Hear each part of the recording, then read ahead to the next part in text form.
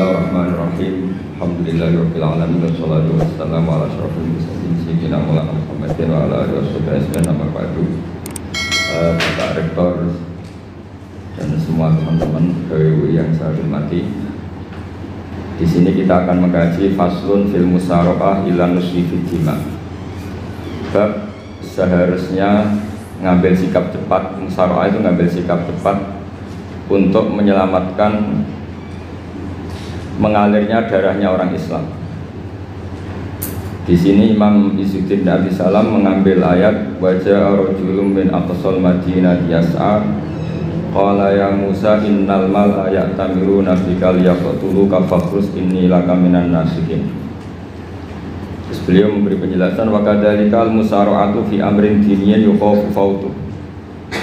Jadi begini ya, kalau dalam fikih Islam misalnya ini ada di beberapa literatur fikih, di semua fikih, baik mazhab Syafi'i, Hanafi, Hambali, di semua kitab fikih. Misalnya ada orang mau masuk Islam, terus konsultasi sama ustadz atau sama kiai, Pak saya mau masuk Islam, kamu nggak boleh ngambil sikap monggo ngeteh dulu, itu tidak boleh.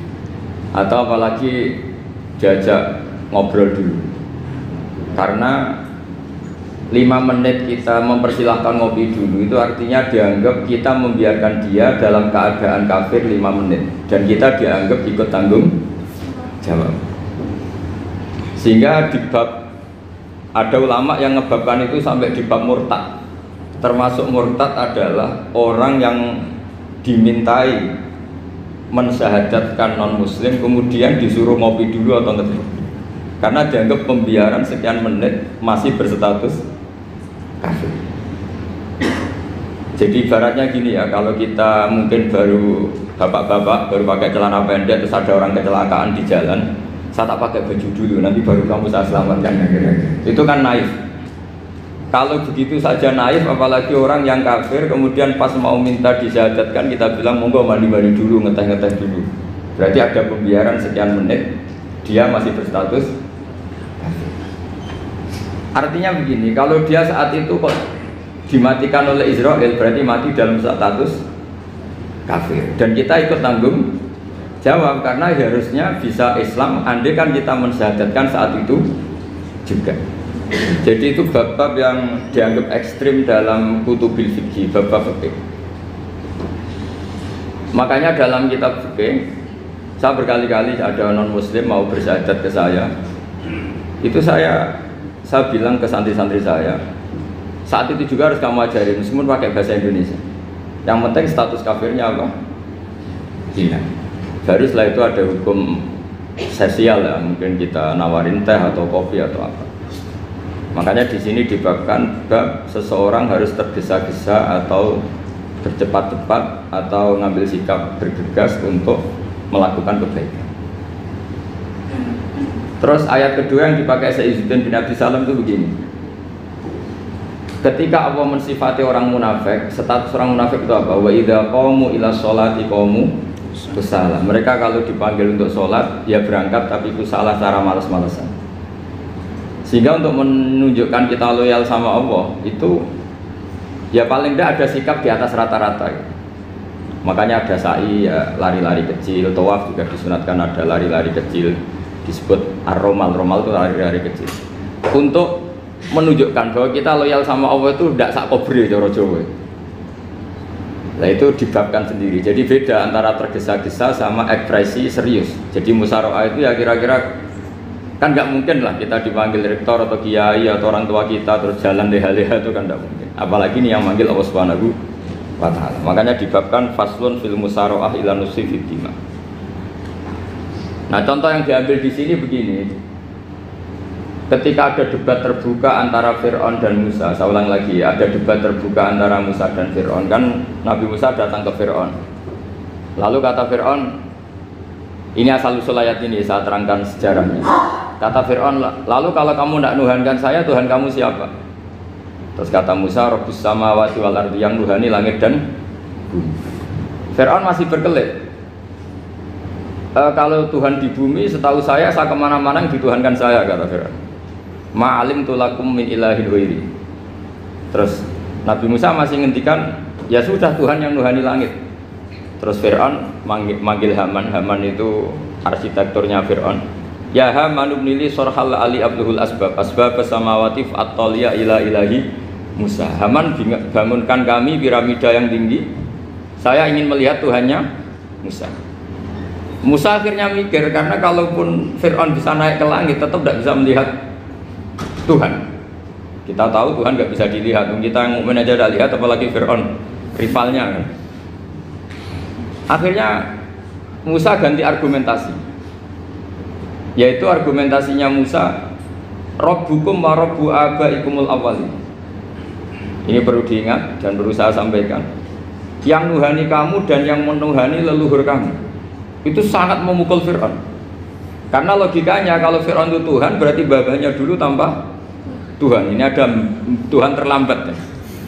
Jadi kalau Fir'aun Tuhan, berarti mbahnya tanpa Tuhan, karena zaman era mbahnya belum ada Tuhan. Karena perdebatan itu banyak punggawa Fir'aun yang mukmin. Wah, ini Fir'aun nggak bener ini. Kalau dia Tuhan berarti mbahnya tanpa Tuhan. Karena kalau iman itu akan diadili, akan dieksekusi, maka orang ini berstatus rajulun mu'minum min ali fir'auna yaktumu imanah. Maka di Quran diterangkan wa qala rajulun mu'minum min ali fir'auna yaktumu imanah. Ada seseorang yang iman tapi menyembunyikan iman. Lah orang ini selalu ikut rapat di rapat-rapat penting Fir'aun, termasuk rapat ketika Fir'aun dan para tentaranya memutuskan membunuh Musa. Karena dia ikut rapat dan eksekutornya besok disuruh nangkap Musa, orang ini malam itu juga nemuin Musa terus bilang innal mal ayat tamiru nabikal yaqtuluka Musa. Rapat tadi malam memutuskan kamu besok dibunuh, maka kamu harus bergegas meninggalkan Mesir. Nah, dari kesimpulan itu, dari cerita itu kemudian diambil secara hukum fikih bahwa untuk menyelamatkan darah harus jasa, harus bergegas. Andai kan Musa itu kok sak kobre, sak sempate, maka keburu. Andai kan ini rojul ini tadi, orang tadi penasihat tadi, kok sak kobre ya, maka berarti Musa terlanjur tertang. Jadi itu pentingnya ulama ya. Jadi cerita yang linier, cerita yang seakan-akan cerita di tangan ulama tetap menjadi al-ahkam al-fiqhiyah, menjadi ketentuan-ketentuan apa? Fikih. Jadi yang diambil di sini adalah lelaki tadi yang ikut rapat tadi bergegas menemui Musa, memberitahu kalau kamu besok mau dieksekusi, fakhrus, maka kamu harus secepatnya keluar dari Mesir untuk menyelamatkan diri. Terus oleh Syekh Izzuddin bin Abi Salam dibabkan bab harus tergesa-gesa menyelamatkan darahnya orang apa? Islam.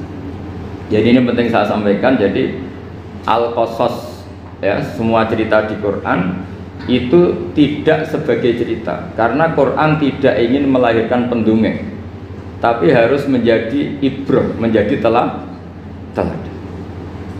Jadi makanya terus di kitab-kitab ulumul Quran diterangkan al-qasas ya, beberapa cerita di Quran adalah semuanya menjadi ketentuan fikih. Seorang lagi ya, semua cerita yang ada di Quran itu menjadi ketentuan fikih, meskipun alurnya apa? Cerita. Kayak tadi kan alurnya cerita bahwa lelaki ini bergegas nemui Musa supaya Musa cepat keluar dari Mesir. Terus dibabkan babul musaroah ilan musifid jima. Saya teruskan ya. Wa kama laro'ayna ma yaqtulu musliman law tabtu'u alaihi laqata lahu fal musaroah ila takhrisihi min wajibatun. Idlaisal unatu mahmudatan fi kulli syai'in falaha mawaqinu tuhmatu fiha wa mawaqinu tudamu fiha wa kadzalika al musara'ah wal lain wal dhilda wa ghairuhuma. Nas'alullaha ay yuwaffiqana lil amal fi taati fi mawaqi'iha wa madhaniha. Terus cara berpikir ulama, saya pernah baca dalam satu sejarah ulama besar namanya Sufyan Ats-Tsauri. Sufyan Ats-Tsauri itu menjadi wali itu gara-gara kalau sholat di masjid itu beliau datang sebelum adzan. Saya ulang lagi, beliau datang sebelum adzan. Ditanya, kenapa kalau kamu datang sebelum adzan? Saya ini nggak ingin jadi hamba yang buruk. Hamba yang buruk atau pembantu yang buruk adalah setempe nunggu dipanggil. Misalnya kita tahu majikan kita pasti manggil jam 7. Kemudian jam 7 itu Anda masih ngopi, masih tata-tata, itu kan tidak menghormati majikan. Harusnya kamu setempe di jam yang saat itu pasti majikan Anda memanggil. Kata beliau, Saya tidak ingin seperti pembantu yang buruk, datang nunggu apa? Dipanggil. Jadi itu ada beberapa spirit ya, atau inspirasi dari aturan-aturan mahabbah. Sebab itu ketika Allah kritik orang munafik, wa idza qamu ila sholati qamu kusala, ketika dipanggil sholat mereka datang bermalas-malasan. Karena ada cintanya sama Allah maka datang berlambat-lambat. Nah berarti kalau ekspresi cinta mengharuskan kita datang bercepat. Makanya dalam istilah lain di Quran ini termasuk balaghatul Quran. Di juz 25 itu istilah menuju Allah itu fafirru ilallah. Kita tahu firar itu maknanya lari apa jalan biasa? Lari. Jadi untuk mengekspresikan mahabbah kita, kangen kita pada Allah, cara bahasa Arab isak kita, berontok kita sama Allah, tidak diistilahkan jalan tapi fafirru ilallah, harus bergegas berlari. Begitu seterusnya. Maka kalau ada orang Islam, terus ini konsekuensi hukum, ada non muslim minta, Pak Bah, saya tolong ajarkan syahadat. Nggak boleh saya bilang gini, monggo ke dalam dulu. Padahal perjalanan ke rumah saya misalnya setengah jam, nggak boleh. Saat itu meskipun sambil berdiri-diri harus kita tauhidkan. Kamu yakinnya Allah itu satu, Tuhan Allah, harus. Karena kalau ada perjalanan ke rumah 5 menit terus dia kecelakaan, belum syahadat, statusnya mati apa?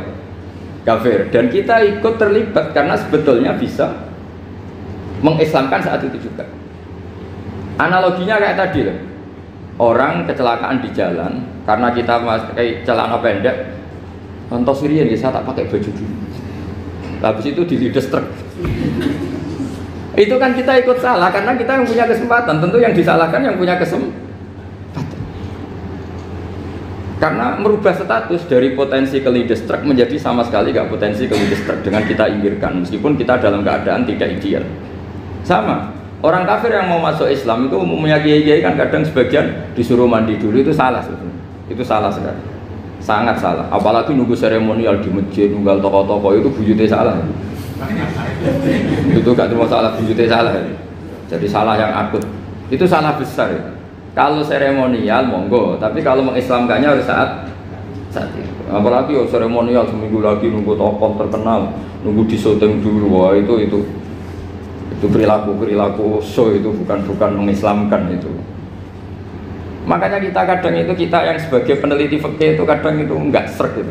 Masa mau Islam nunggu di masjid dulu, di syuting dan tokoh-tokoh, itu salah. Itu sama dia kamu lihat orang kecelakaan mau menyelamatkan, ini ada wartawan enggak ya? Minta di syuting dulu, sedang mati ini. Jadi kita normal saja dalam Islam, sesuatu yang mendesak, yang emergensi ya perlakuannya harus cepat.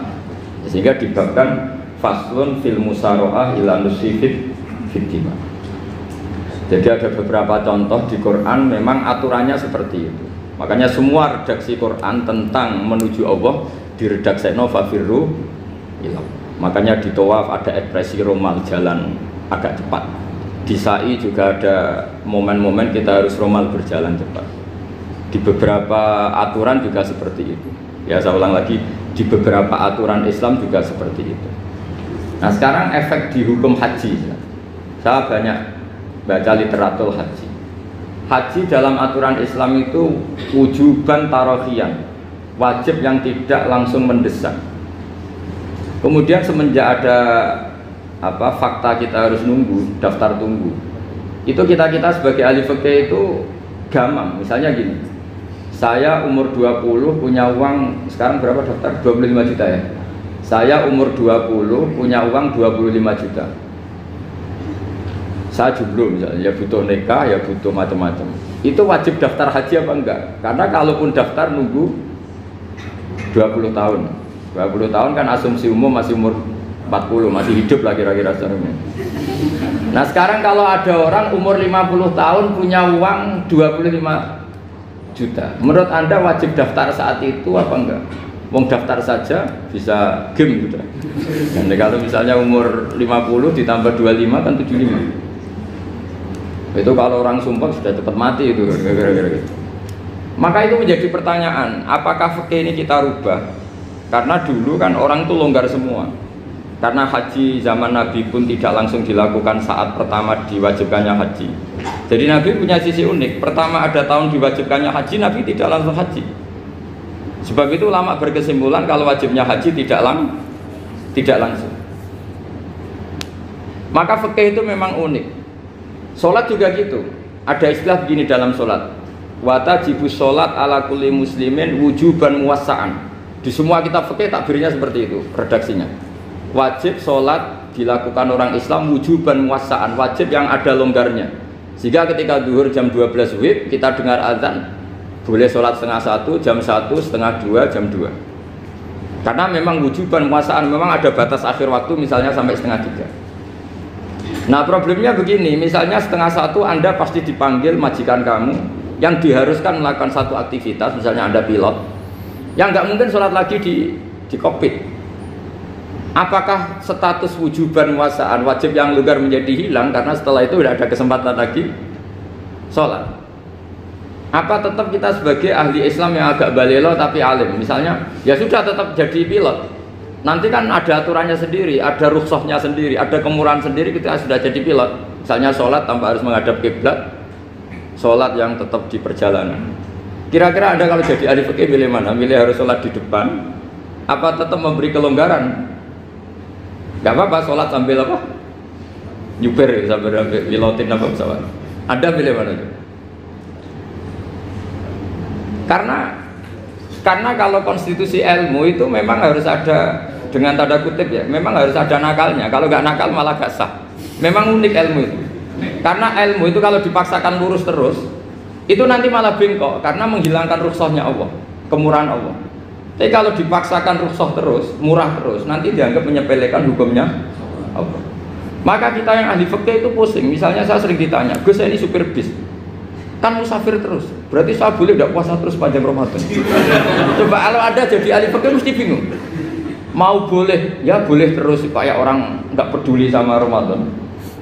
Mau mengatakan wajib puasa, kayak nggak peduli dengan kemurahan Allah yang membolehkan musafir tidak puasa. Coba loh, Anda jangan jadi ekstremis yang misalnya bantah tok, protes tok, ini kan. Jadi memang mengkaji ilmu itu. Ya makanya dengan tanda kutip itu harus ada nakalnya. Tapi nakal yang baik, bukan nakal. Nakal itu kalau bahasa Jawa itu kan tidak harus dosa. Seperti anak kecil, menek-menek itu, tuh bocah kok nakal. Padahal anak kecil menek itu haram dah. Enggak kan? Malah orang tuanya yang bentak itu yang haram. Yang nakal betul ya ibunya yang bentak cerewet itu, karena ibunya orang yang sudah mukallaf, sudah tua, salah langkah yaitu bentak. Kalau anaknya naik meja itu ya sebetulnya bahasanya tidak nakal, lucu. Oh jebule pinter conggo iso munggah meja, harusnya diapresiasi. Tapi rata-rata itu semua akal mecah gelas. Coba, malah boe malah mecah tabungan. Bapaknya marah tukang nguras tabungan. Sebetulnya senakal-nakalnya anak kecil itu nakal orang tuanya, itu pasti itu. Karena ini sudah kena khitab, sementara anak-anak belum kena khitab. Saya pernah punya tamu, karena di tradisi Kiai itu sering punya tamu. Bapak ibunya itu kultus sama Kiai, bentak anaknya disuruh salim sama saya. Anak kecil kan nggak mau jalan-jalan terus, marah. Tak marah orang tuanya tak marahin. Yang dosa itu kamu bentak anak-anak. Kalau anak kecil itu kena diskon rufi al-qalamu an salasin. Di antara aturan Islam apa? Tidak ada keharusan bagi 3 orang. 1 anak kecil sampai balik, 2 orang tidur sampai bangun, 3 orang gila. Artinya anak kamu itu tidak kena khitab untuk sopan sama saya. Kamu yang kena khitab baru sopan sama anak-anak. Nah ini ada Jawa itu kadang keliru. Jadi orang tua itu marah-marah memaksakan anaknya sopan. Padahal Allah memberi diskon anak kecil itu belum wajib sopan. Gak apa-apa ada tamu naik-naik asal masih anak kecil. Makanya Rasulullah ketika beliau sholat sujud itu Hasan Husain itu naik. Cara Jawa Nabi itu digawe tumpakan. Semua riwayat mengatakan Nabi itu diam saja, gak berani ngangkat. Sampai sahabat itu ada yang melongok, ini Nabi sujud lama sekali ada apa? Jadi kita punya riwayat itu ya baru kayak sahabat yang agak nakal. Semuanya itu sujud, tapi bareng di atas rata-rata ada sahabat yang belakang melongok. Ada apa tuh ini sujudnya kok lama? Barokahnya itu ditemukan riwayat. Oh, ono putune. Karena Hasan itu naik di atas punggungnya apa? Nabi. Itu andai kan tidak ada yang melongok, riwayat ini tidak ditemukan. Barokahnya ada yang melongok itu mungkin kalau sekarang mungkin semua masjid melongok karena orang sekarang jarang yang khusyuk. Kalau dulu hanya satu yang di belakang. Setelah itu Nabi memberi penjelasan, saya tadi sebetulnya harus mengakhiri sujud saya sesuai aturan umum, tapi ada cucu saya tak biarkan sampai dia puas naik punggung saya, sehingga dia turun baru saya naik. Filosofinya apa? Begini, anak kecil satu tidak kena khitab. Dua, jangan sampai sholat itu jadi problem. Kalau Nabi nyentak Hasan, membentak, putu ono bae sholat kok diganggu, maka sholat menjadi trauma. Gara-gara sholat bahasa bentak saya. Lama-lama anak ini trauma dengan sholat karena dianggap problem. Makanya saya termasuk kiai nggak berpendapat anak kecil nggak boleh di masjid. Sering kan anak kecil di masjid, ayo khutbah rame. Saya termasuk setuju tetap boleh. Kalau dibentak di masjid, maka dia trauma dengan masjid. Wong saya ke masjid dibentak. Lagi pula kadang-kadang orang tuh gaya-gayaan tok. Wah, rame orang khutbah, rame nih. Padahal kalau nggak diramein anak-anak malah dia tidur. Kita kan nggak bisa menjamin kalau perilaku kita lebih baik gitu. Mendingan kan anak-anak main di masjid timbang di karaoke kan. Jadi kan, lah ini maksudnya saya, ini fikih ya. Fikih itu wilayahnya, makanya jadi ahli fikih itu susah-susah gampang. Jenengan jangan hanya berpikir protes dengan ketentuan fikih, mengkaji yang sebanyak-banyaknya. Itu tadi, misalnya Anda seorang supir permanen, supir bis terutama. Kalau truk kan bisa leha-leha, kalau bis kan ada deadline-nya ya waktu. Seperti bis jurusan Surabaya Semarang, saya kan sering naik bis jurusan Surabaya Semarang. Kadang-kadang supirnya melihat saya tanya, Gus saya ini supir, saya ini Ramadan itu gimana ya? Ya saya sudah ngerti setengah nakal, dan senengnya dijawab rasa poso ya saya tahu ya. Tapi masalahnya secara fikih kalau kamu mengharapkan kamu harus puasa terus, kamu melanggar konstitusi ilmu. Memang musafir punya diskon, boleh tidak puasa. Pertanyaannya bayarnya kapan? Wong Syawal ya nyupir lagi, Dzulqa'dah nyupir lagi, nanti sampai Ramadan ya. Nah terus ya pas kamu cuti, biasanya cutinya pas sakit, boleh diskon lagi karena sakit. Coba. Nggak, andai kan Anda jadi ahli fikih milih zaman. Lo kalau orangnya soleh terus kayak ustadz-ustadz di sini kayak dosen UI kan, masa dosen UI Universitas Islam nggak Islami kan nggak mungkin. Mungkin memilih poso kan. Masalahnya ini kan hukum untuk orang kebanyakan, nggak boleh hukum mosok gak kuat. Bu, sahur jam 3:30 ngombe vitamin pokoknya harus kuat. Itu udah hukum, itu saran. Hukum itu beda dengan saran. Hukum itu hanya berpijak musafir itu boleh iftar. Kalau saran memang boleh, ya usahakan kamu makan 3:30 pas fit nyupir.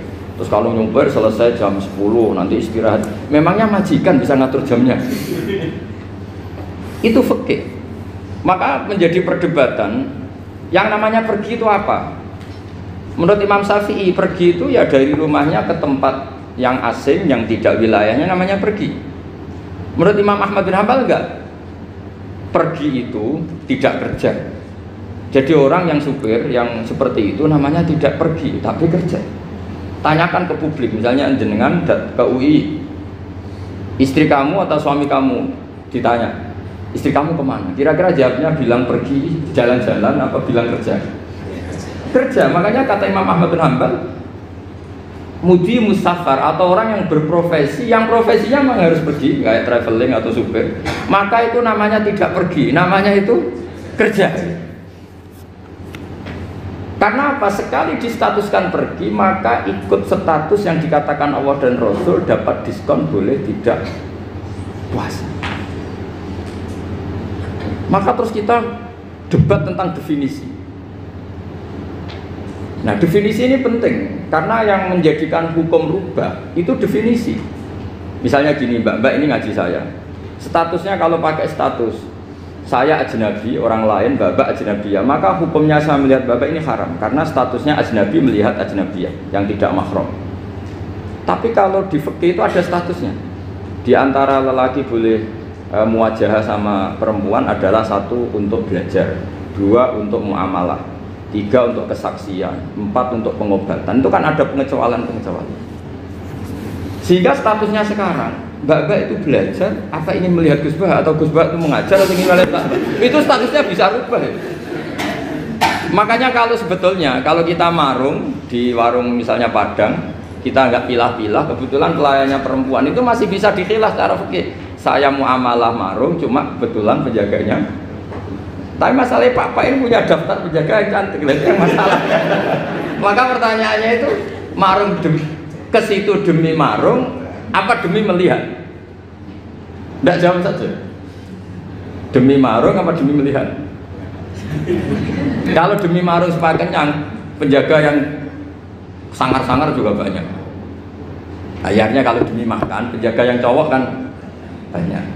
Kalau demi melihat, berarti yang dihitung kan niatnya. Berarti karena muamalah apa karena melihat? Melihat. Itu status. Jadi makanya kalau mudi musafar itu namanya orang pergi atau orang kerja? Orang kerja. Maka menurut pikirannya Imam Ahmad bin Hambal, seperti itu harus puasa. Karena dia adalah pekerja, bukan musafir. Lalu dalam masalah jumlah 3 hari misalnya, kalau dalam fikih kita, nggak saya kenapa ngomong fikih terus ya, karena banyak yang melupakan fikih. Jenengan pergi haji, zaman Nabi haji itu jamak dan qashar terus. Padahal hajinya Nabi itu, haji itu minimal kan berapa hari minimal itu? 9, 10, 11, 12. Sebenarnya haji itu minimal hanya 4 hari. Karena 13 Dzulhijjah bisa nafar apa?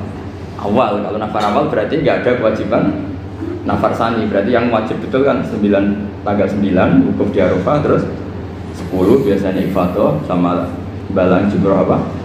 Aqobah, terus 11, 12. 12 itu kan sudah boleh cabut karena apa? Nafar apa? Awal. Berarti nggak usah nafar apa? Sani. Berarti hanya berapa? 4. Tapi Nabi haji di Mekah Medina itu sampai 40 hari karena perjalanan. Pertanyaannya, ketika Nabi menjamak dan mengqashar itu cara Imam Syafi'i lis safar. Karena Nabi orang Medina datang ke Mekah dengan jarak 460 kilo, maka Nabi boleh jamak dan qashar. Jadi pikiran Imam Syafi'i, jamaknya Nabi itu lis safar karena pergi. Cara pikiran Imam Malik enggak, jawabnya Nabi itu lin nusuk. Nabi menjamak sholat itu karena melakukan ibadah haji. Efeknya adalah orang Mekah kalau haji itu cara Imam Malik meskipun jaraknya dekat boleh apa? Boleh apa?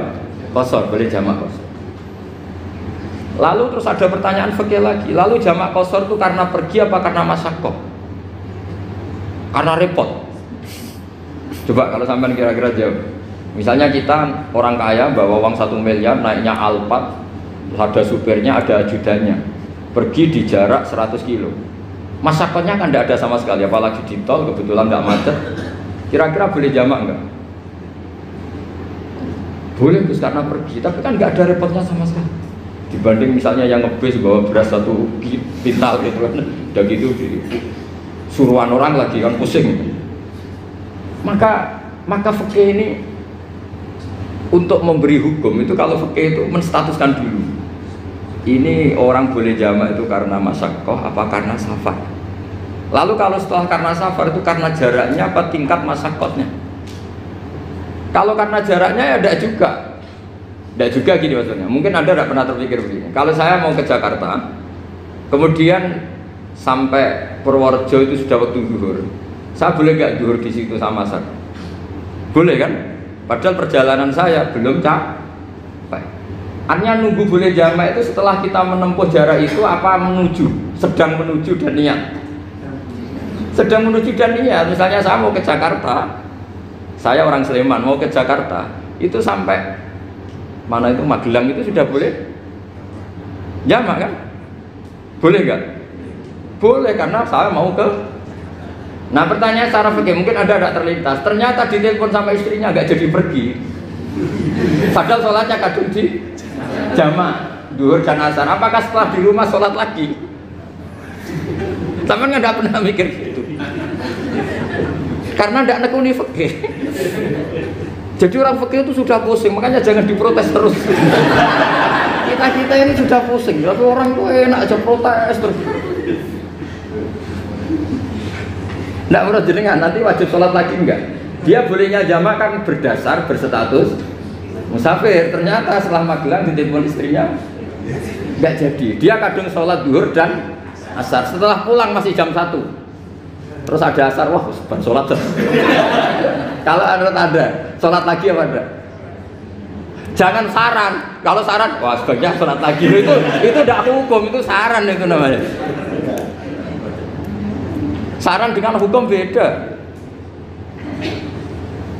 Sholat lagi pada. Loh, ketika ada jaga itu berdasar malas atau berdasar hukum? Apa?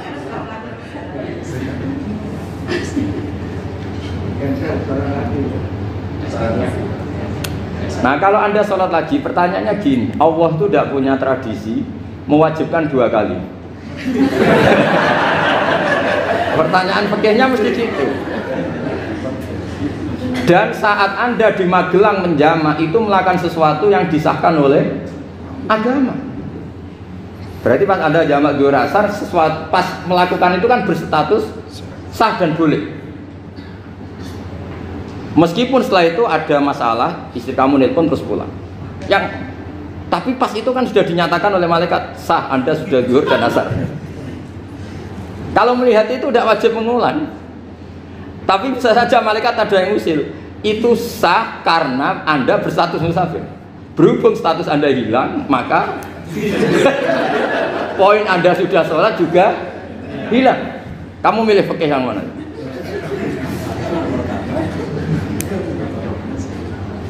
Jadi peneliti fikih itu beda dengan orang-orang yang mendengarin protes. Beda karena nengkuni itu beda karena ada konsekuensinya.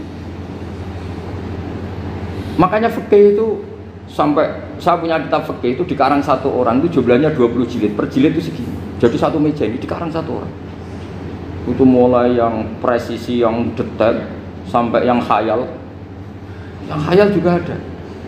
Yang khayal itu tadi beliau banyak menghayalkan diri. Suatu saat Anda datang ke Mekah itu hanya butuh waktu 20 menit.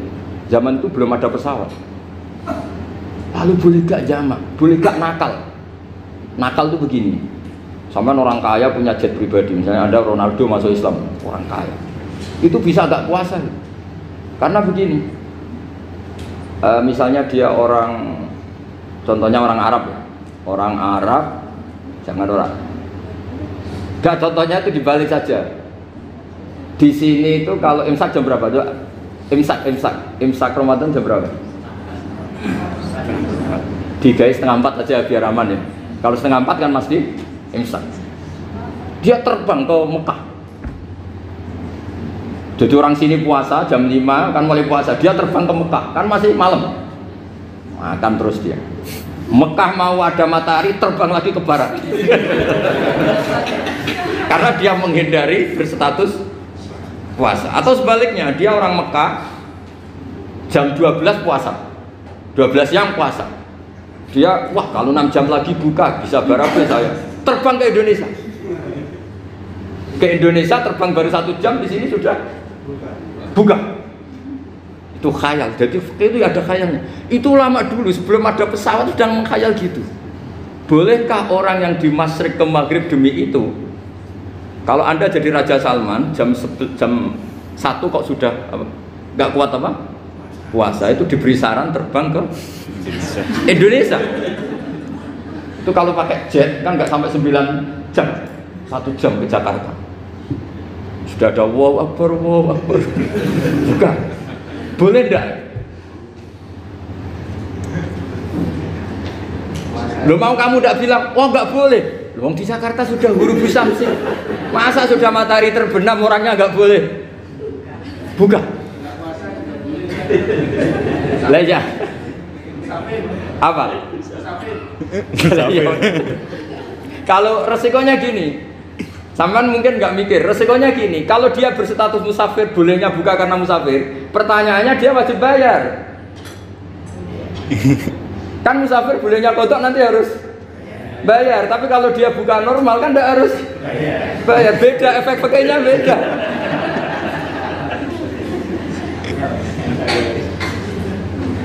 Sampean jangan protes, Gus Baik gimana mau ngaji mana tidak senang. Ini kan ngajinya para dosen, para pegawai, jadi harusnya itu jadi mufti, ngaji untuk jadi mufti, bukan ngaji untuk mendengarkan. Jadi makanya saya mohon jangan sering protes sama ulama sudah pusing. Karena efek-efek hukum itu tidak gampang. Kayak tadi misalnya, kalau dia boleh buka atas nama musafir, resikonya wajib bayar. Masalahnya Raja Salman ini mau ndak gitu. Dia inginnya. Maka pertanyaannya itu kitab yang milik saya tadi yang 20 jilid tadi. Ulama itu mulai dulu sudah membayangkan bagaimana kalau suatu saat ada satu kendaraan. Kenapa ulama bisa membayangkan itu? Karena ada buruk.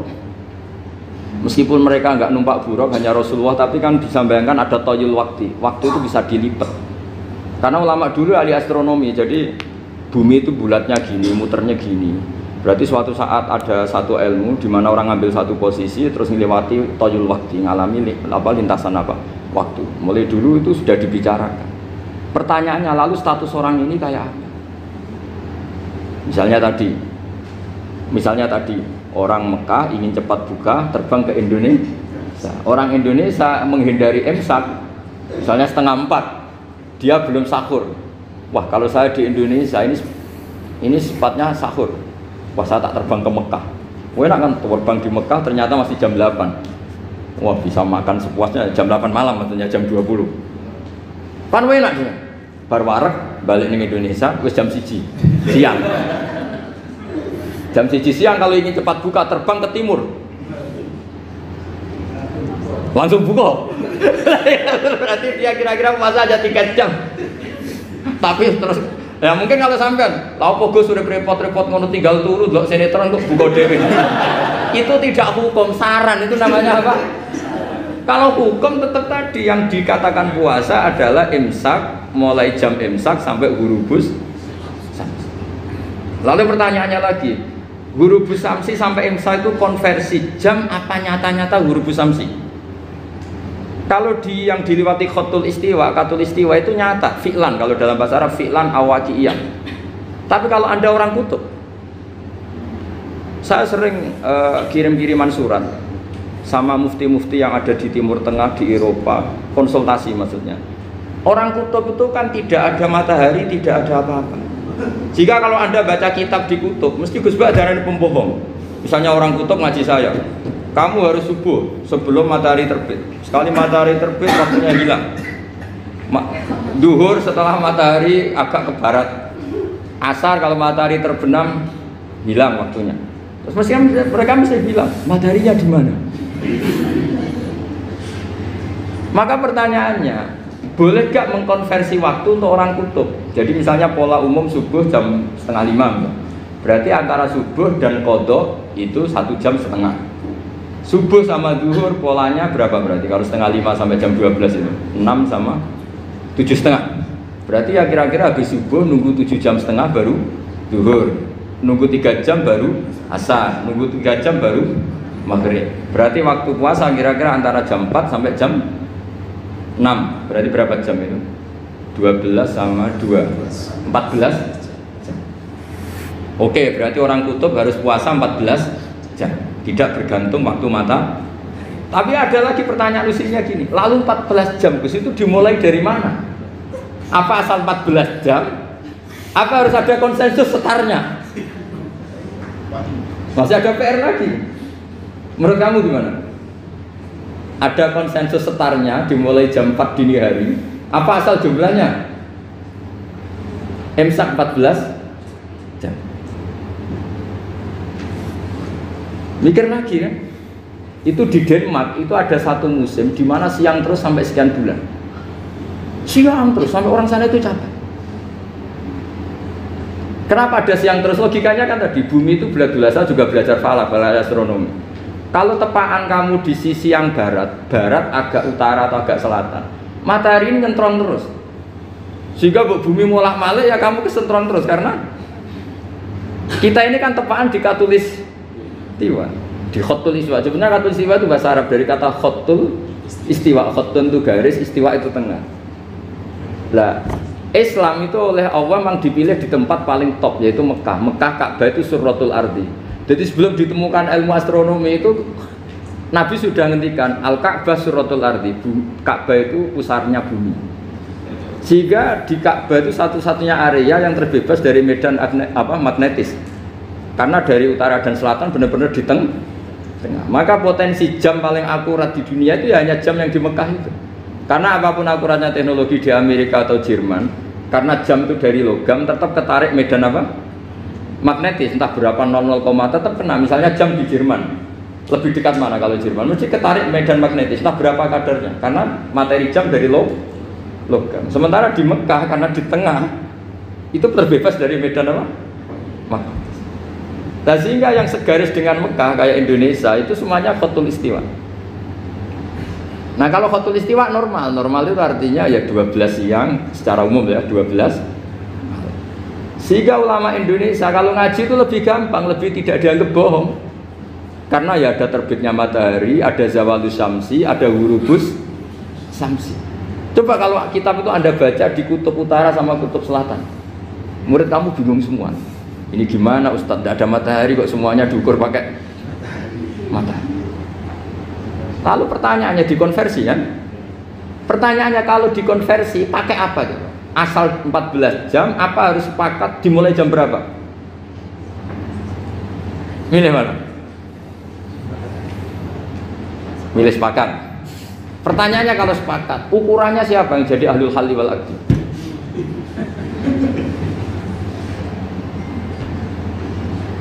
Jadi orang fikih itu sudah bingung, makanya saya mohon jangan sering diprotes. Saya pernah ketemu ulama, saya kan sering ikut komunitas di New York, itu andekan dibur, itu pas persis Ka'bah.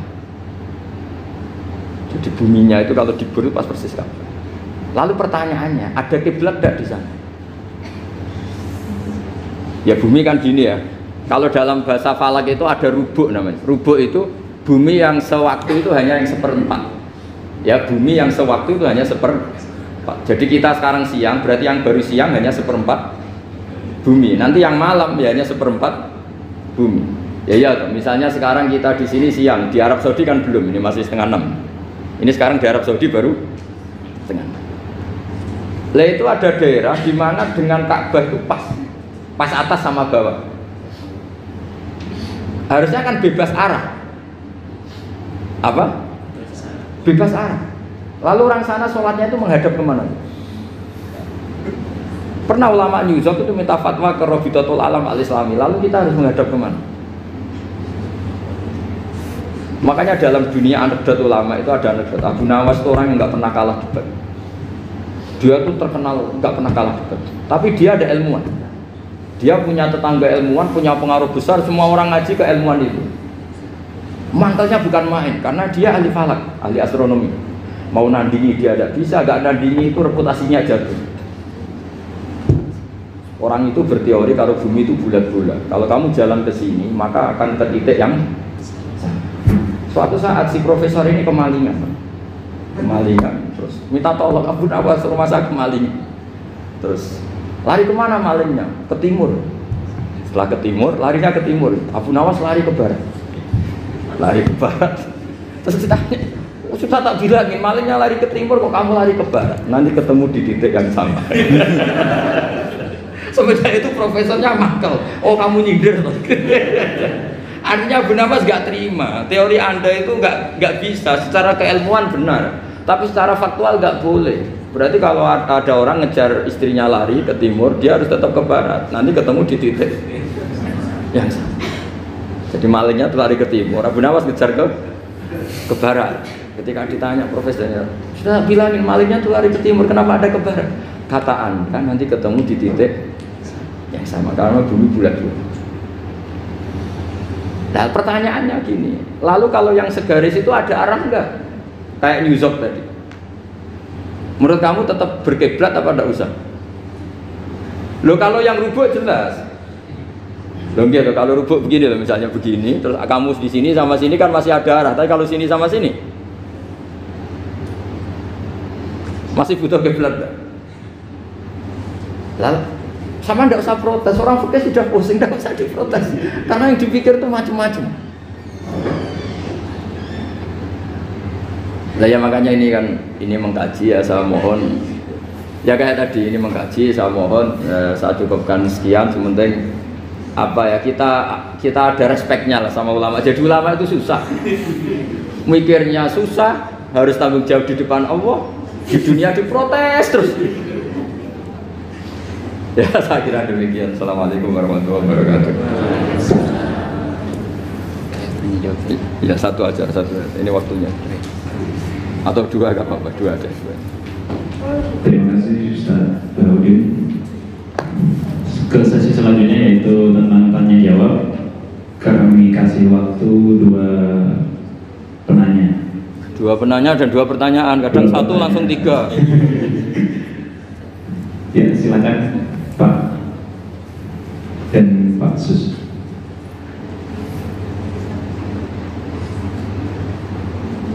Pak siapa? Pak. Satu lagi Pak Sus. Assalamualaikum warahmatullahi wabarakatuh. Waalaikumsalam. Pertanyaan saya singkat Gus, Ya. karena kami ini bergerak di bidang akademik, kami itu banyak tergoda oleh kesombongan akademik. Nah ini gimana Gus? Karena bagaimanapun juga kita itu harus menjual apa yang sudah kita dapatkan. Walaupun kalau di dunia kiai ulama itu kan yang disampaikan itu sesuatu yang bersifat keagamaan. Tapi kalau di bidang kami di sini ilmu umum itu kan sesuatu yang baru kami ketemukan, sesuatu yang kami jual karena dalam tanda petik ya, karena kami menemukan ini yang membedakan dengan yang lain-lain. Tapi kalau ini seperti dalam salah satu kajian yang Gus bahas, ada orang yang sangat tawadu selalu temungkul, itu kapan orang lain tahu temuan kita, kan begitu. Jadi gimana nih Gus? Enaknya kita itu kalau kita sampaikan kalau kita sampaikan bisa-bisa kita itu jadi riak, terbawa riak. Tapi kalau tidak, bagaimana orang lain tahu? Dan nanti salah-salah nanti bisa jadi sombong. Assalamualaikum warahmatullahi wabarakatuh. Nama saya Sudiarto Gus. Saya pernah punya kasus menemani orang di ICU. Sebelum tidur, saya zikir la ilaha illallah. Beliau sari. Kemudian saya di luar. Pas jam 1 saya digedor-gedor oleh perawat untuk mentalkin karena katanya sudah sakratul maut. Karena saya baru bangun tidur, saya kaget, kemudian saya minta izin ke toilet mau wudhu karena saya merasa bersin di wudhu tidak wudhu. Wudhu ternyata saya harus ke buang air kecil dulu sekitar 5 menit. 5 menit ke buang kecil terus wudhu terus datang udah meninggal. Artinya karena tadi ini nggak segera karena saya merasa suci. Itu gimana Gus? Terima kasih.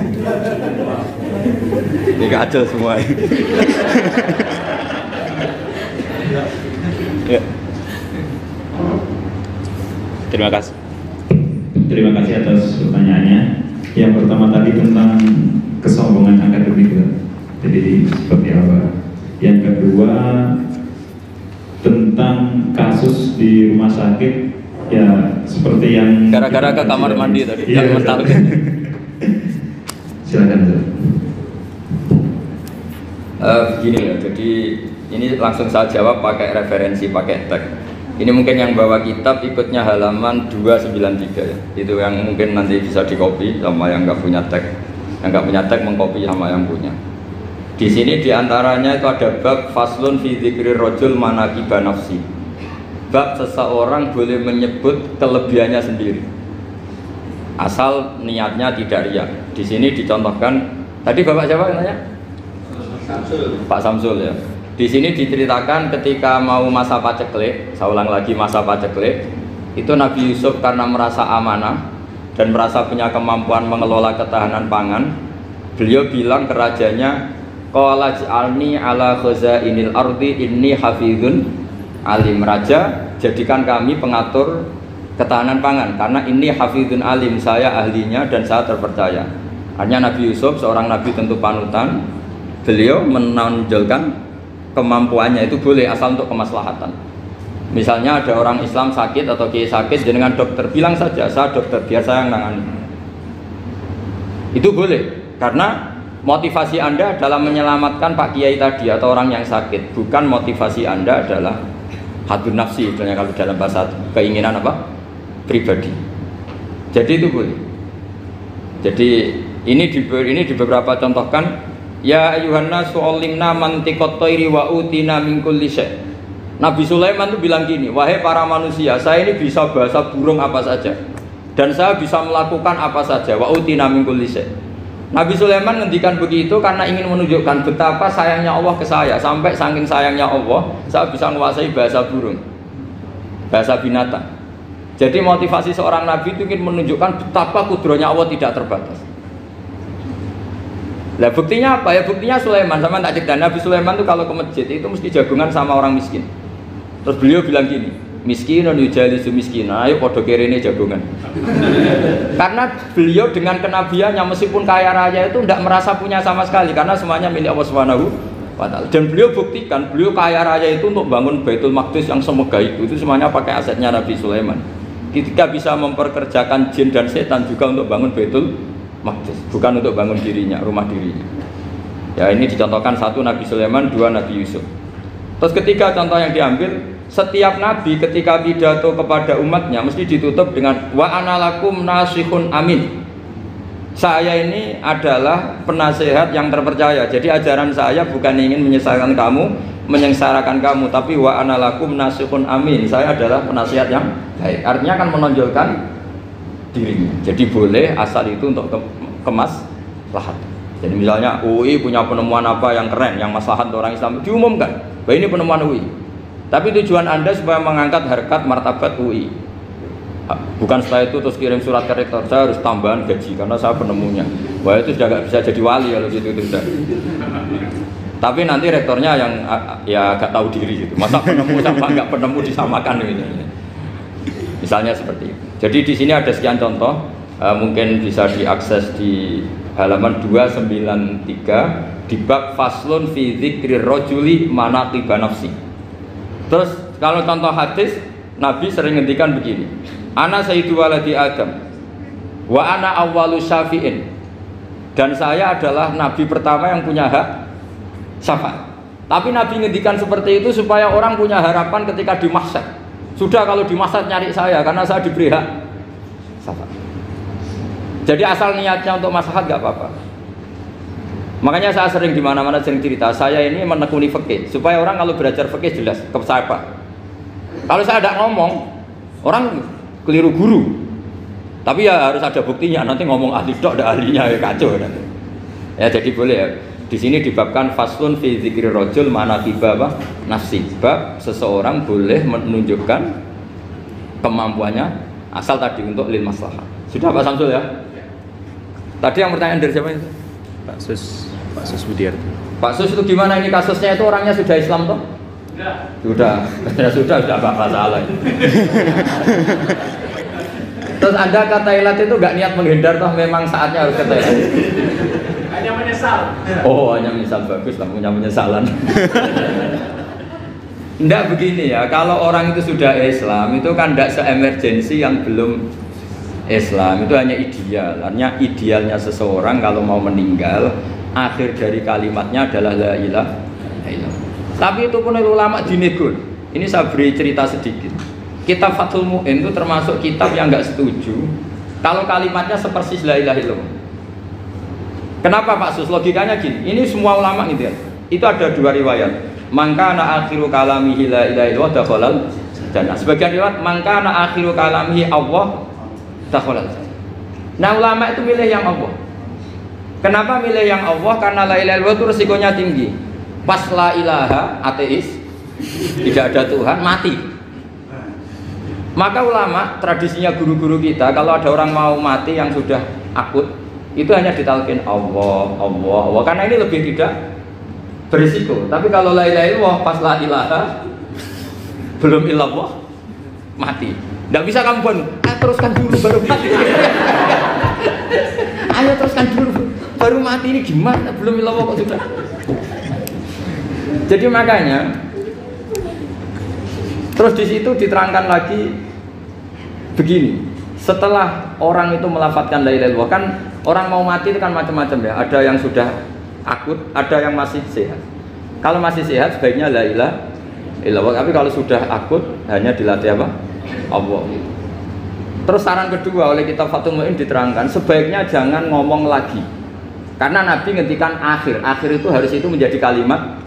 Jadi misalnya setelah kamu talqin la ilaha illallah, kamu tanya, "Pak, sertifikatnya di mana?" Akhirnya bapaknya jawab, "Di lemari." pas melamari mati. Berarti akhir kalimatnya lemari. Makanya kita juga harus memperjuangkan supaya itu benar-benar akhirnya. Sehingga nanti dikenang di akhirat, ini orang luar biasa mengakhiri dunia dengan kalimat la ilaha illallah. Tapi nanti kalau ini orang luar biasa mengakhirinya dengan lemari. Apalagi tanyanya gini, Pak, tabungannya di bank apa? Ini BCA. Berarti terakhir bilang apa? BCA. Jadi itu ada aturannya. Jadi kalau nalkin orang sudah ngelafadzkan kalimat tauhid, jangan dijak ngomong lagi. Karena kalau diajak ngomong lagi terus mati, yaitu kalimat terakhirnya. Ya, mohon maaf. Assalamualaikum warahmatullahi wabarakatuh.